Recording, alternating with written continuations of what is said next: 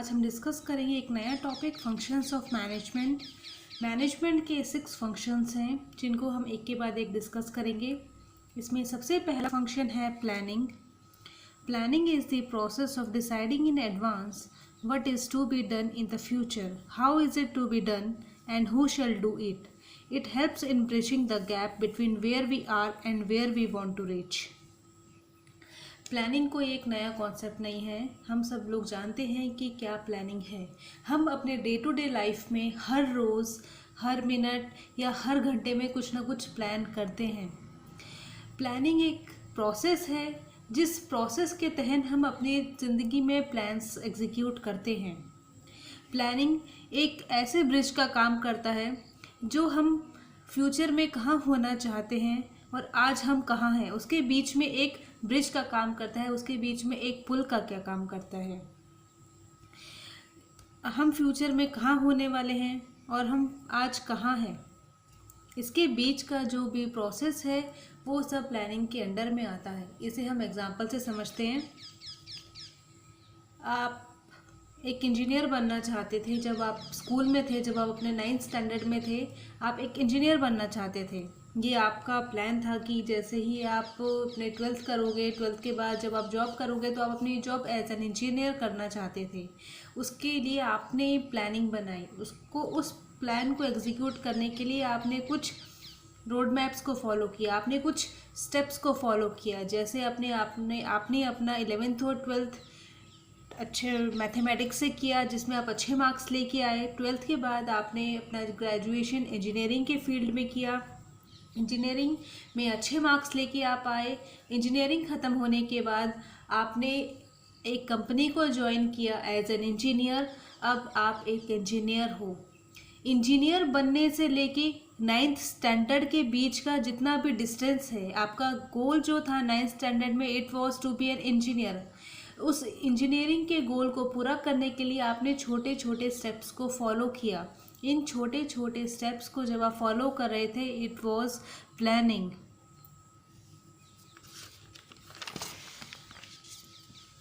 अब हम आते हैं नेक्स्ट फंक्शन में। The second function is organising.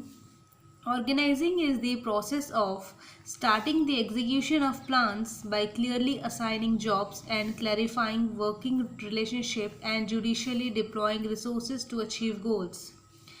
Organising एक ऐसा प्रोसेस है जिसमें जो हमने प्लान बनाया है उस प्लान को एग्जीक्यूट करने के लिए हम वेरियस स्टेप्स उठाते हैं, हम चीज़ों को ऑर्गेनाइज करते हैं।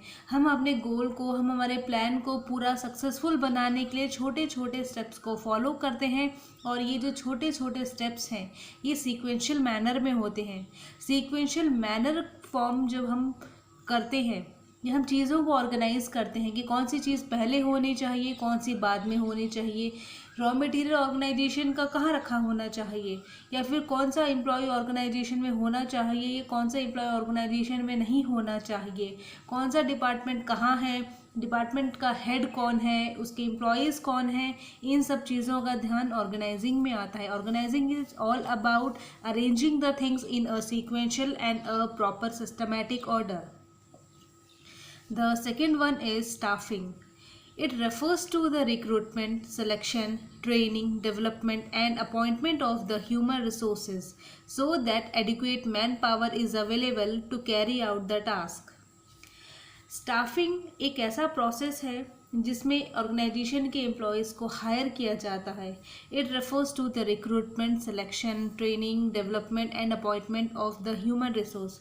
ऑर्गेनाइजेशन के जो एम्प्लॉयज़ हैं उन सबको रिक्रूट किया जाता है, और जो रिक्रूटमेंट के दौरान जो बेस्ट कैंडिडेट्स होते हैं, जो सबसे सूटेबल कैंडिडेट्स होते हैं, जिनको लगता है कि हाँ ये ऑर्गेनाइजेशन के बेनिफिट के लिए है, या ऑर्गेनाइजेशन को कुछ अच्छा आउटपुट क्रिएट करके देंगे, उन एम्प्लॉयज़ को एक ऑर्गेनाइजेशन सेलेक्ट करता है और उन्हें अपने यहाँ रखता है।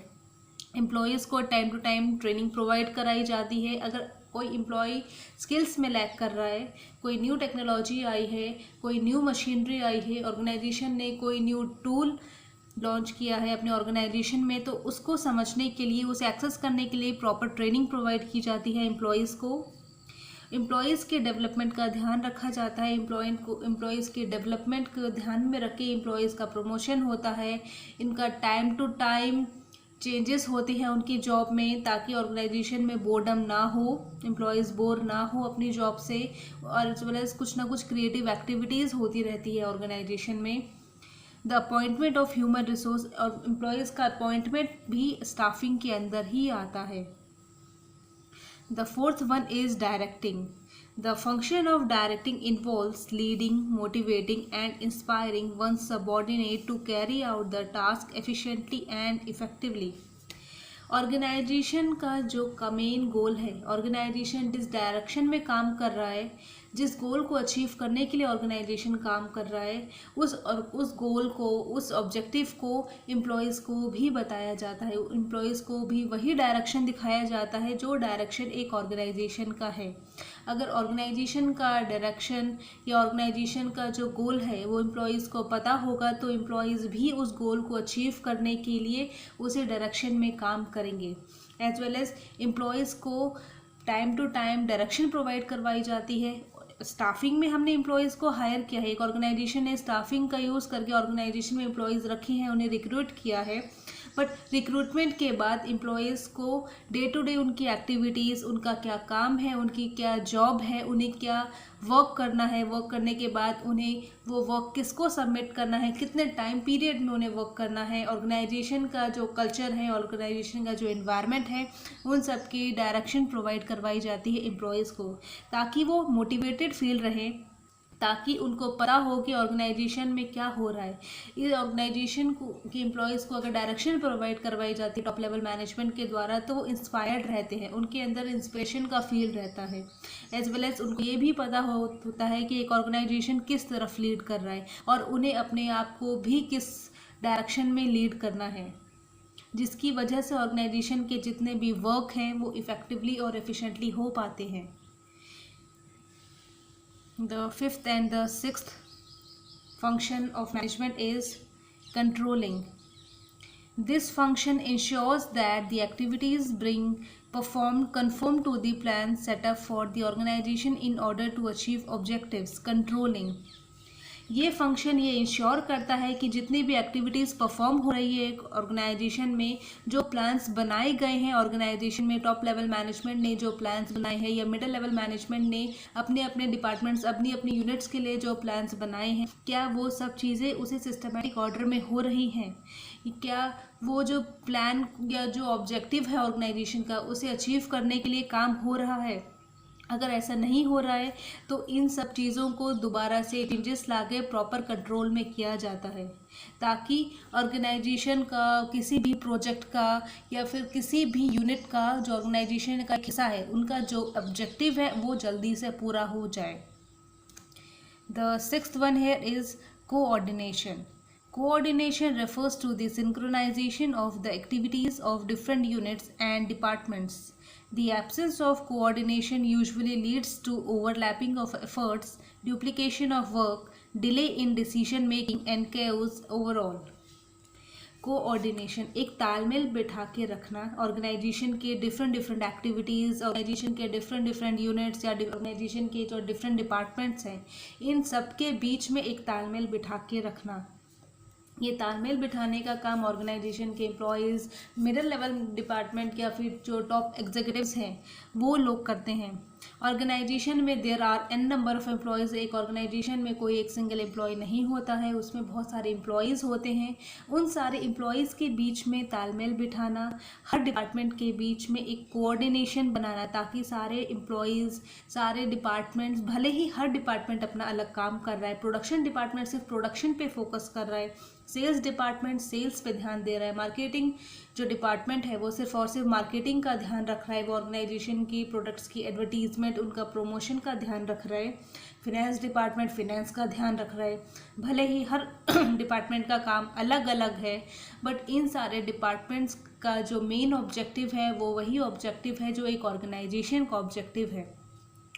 अब इन सारे डिपार्टमेंट्स में एक तालमेल बिठाना, एक डिपार्टमेंट दूसरे डिपार्टमेंट को डिस्ट्रैक्ट ना करे, उनके काम में डिस्टर्बेंस ना क्रिएट करे, एज वेल एज अगर एक डिपार्टमेंट को कभी दूसरे डिपार्टमेंट की हेल्प की ज़रूरत पड़ रही है तो दूसरा डिपार्टमेंट वहाँ पे उनकी हेल्प करे, नो मैटर वो उस डिपार्टमेंट का हिस्सा है कि नहीं है। अगर कभी एक डिपार्टमेंट को दूसरे डिपार्टमेंट की ज़रूरत पड़ रही है तो उस डिपार्टमेंट को दूसरे डिपार्टमेंट की हेल्प करनी चाहिए, उनको मना नहीं करना चाहिए। या फिर एक सिंगल डिपार्टमेंट में भी कोई एक एम्प्लॉय नहीं होता है, उसमें भी there are an number of employees. अब वो एक सिंगल डिपार्टमेंट, चाहे वो प्रोडक्शन डिपार्टमेंट है, चाहे वो सेल्स डिपार्टमेंट है, चाहे वो रिसर्च एंड डेवलपमेंट डिपार्टमेंट है, नो मैटर। अब हर एक पर्टिकुलर डिपार्टमेंट के जितने भी एम्प्लॉयज़ हैं उन सारे एम्प्लॉयज़ में भी एक तालमेल बिठा के रखना बहुत ज़रूरी है। या फिर अगर कोई एक पर्टिकुलर एम्प्लॉई नहीं आ रहा है तो ऐसा तो नहीं है कि ऑर्गेनाइजेशन का काम रुक जाएगा या फिर एक ऑर्गेनाइजेशन के काम में कुछ डिस्टर्बेंस आ जाए। इन सब चीज़ों का ध्यान रखना ज़रूरी है, इसीलिए एक कोऑर्डिनेशन बनाना ज़रूरी है। आपको मेरा आज का वीडियो कैसा लगा आप मुझे कमेंट सेक्शन में कमेंट करके बता सकते हैं। इस वीडियो को लाइक करना ना भूलें। अगर आपको ये वीडियो पसंद नहीं आता है तो आप इस वीडियो को डिसलाइक भी कर सकते हैं, बट मुझे कमेंट सेक्शन में ज़रूर बताइएगा कि आपको ये वीडियो कैसा लगा।